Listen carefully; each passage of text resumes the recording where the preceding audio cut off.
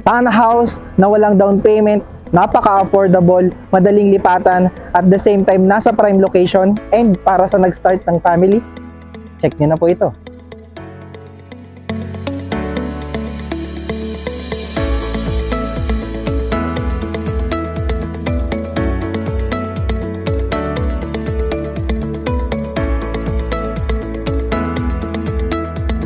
Magandang araw, ako po si Carlo Felices, kasama po ang aking team sa likod po ng camera. And welcome po kayo sa aming YouTube channel, ang Your Homes Cavite, kung saan po nag-upload po kami ng mga projects po na located dito sa Cavite.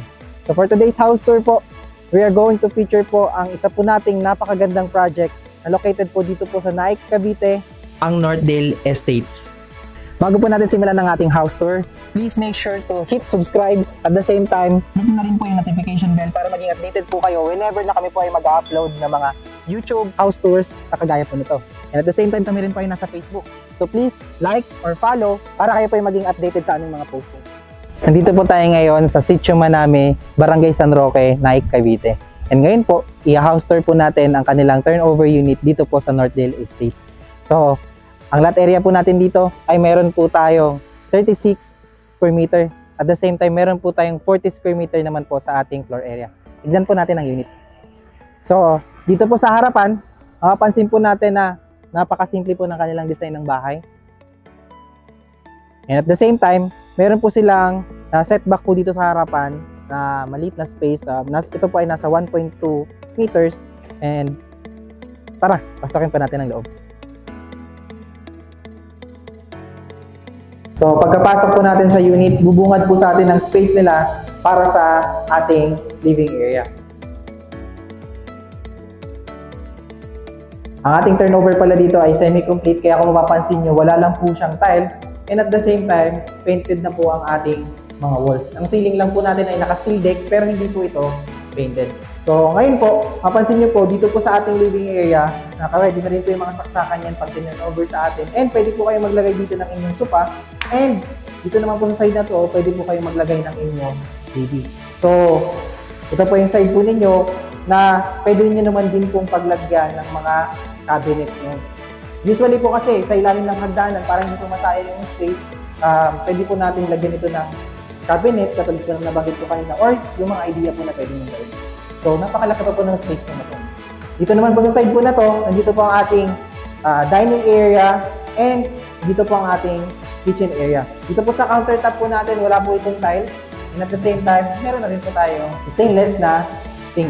So, hindi lang po nila kinakabit na agad yung kanilang gripo, pero sa turnover po meron po yan. Naka-jalousie rin po tayo dito. And sa likod po ng jalousie, mapapansin po natin, nandito po ang space po natin for the service area. Tignan po natin.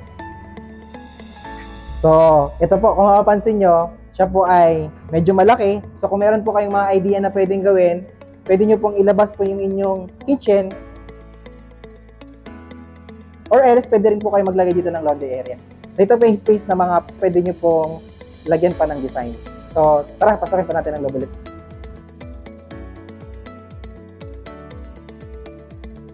Dito po sa side na to ang ating toilet and bath. At mapapansin po natin, kasama mo na po dito ang ating toilet and ang lavatory. Wala pa po siyang tiles at wala rin siyang pintura. So, kayo po ang makakapag-isip ng design na pwede nyo gawin sa inyong CR. Tayo rin po ay naka-PVC na rin po dito na pinto. Akitin naman po natin ang second floor.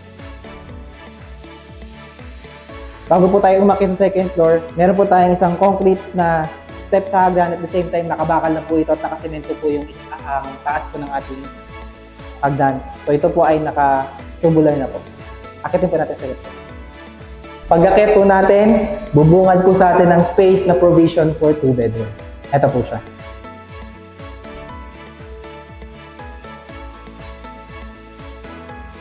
So dito po sa side po na to, sa likod po ay naka-jalousie kasi nga po, sa laki po ng space sa likod, pwede po kayo magpa-extend, or at the same time, pwede nyo na lang po itong, mostly po ng ating mga client, pinapalitan po nila ito, kaya para madali lang pong palitan. So ginawa po nilang jalousie. Pero naka-ready na rin po ang ating mga socket dito. And yung mga bintana po natin sa harapan ay naka-sliding window na po yan. Aluminum na rin po ito. So, dito po, mapapansin po natin, makikita po natin ang tapat ng ating bahay. So, at the same time, ito na po yung kanyang ceiling. Papakisamihan nyo na lang po ito para mas maging maganda. At the same time, fully painted na po ang ating mga walls. At dito po sa side po na to, naglagay din po sila ng bintana kasi usually po ang nagpapagawa sa second floor, tinatakpan na po nila itong side na po nito. So, once po naakit kayo ng hagdanan sa umaga, meron pong natural light na papasok at hindi nyo na po kailangan magbukas ng ilaw. So, dito po sa side na to, kung mapapansin po natin, pwede po tayong maglagay dito ng isang room, at the same time, dito po yung isa pang room. Kaya siya po ay provision for toilet. So, ayan po ang unit. Ang kagandahan po sa semi-complete, kayo na po yung makakapag-decide ng design ng inyong bahay. Mapipili nyo po kung ano po yung tiles na gusto nyo, and at the same time, pwede nyo pong piturahan yung bahay at i-division sa gusto nyo na design. So, pag-usapan naman po natin ang presyo. So, magkano nga ba ang presyo ng mga townhouse dito po sa Northdale Estates?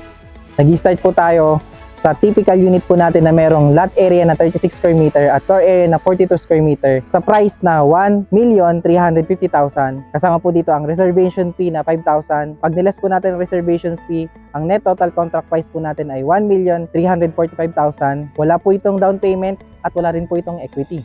So meron lang po tayong miscellaneous fee na 12,500 na hahatiin po sa dalawang bayaran. Sa unang payment po natin ng 6,250 at sa second payment po natin ng 6,250 rin po. So yun po ay magtototal ng 12,500.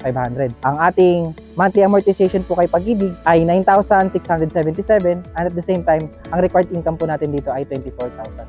So kung kayo ay naghahanap po ng bahay na napaka-affordable at madaling lipatan, na walang DP katulad po na nabanggit po kanina, baka ito na po ang para sa inyo. For further information po, you can contact us sa mga contact number na makita nyo po sa screen at the same time sa aming personal social media or sa aming page. Kung hindi pa po kayo nakasubscribe sa aming YouTube channel, please like, share, and subscribe na rin po para maging updated po kayo sa mga project po na i-feature po namin na kagaya po nito. Again, maraming salamat po and magandang araw.